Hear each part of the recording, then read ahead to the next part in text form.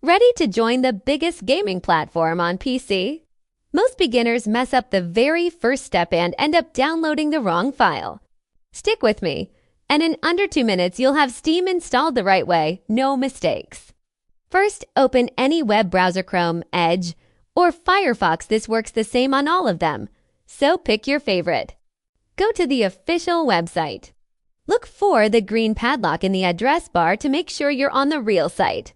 Click Sign In at the top right, then scroll down and select Create an Account. Enter your email, country, and confirm you're over 13. Use an email you actually have access to. You'll need it later. Now your account is ready. Click the Install Steam button at the top right of the website.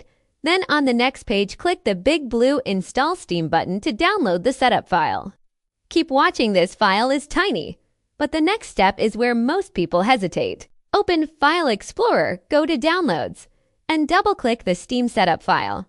Follow the prompts to choose your language and installation folder. The default location is perfectly fine. Click Install, then Finish. That's it, you're almost there.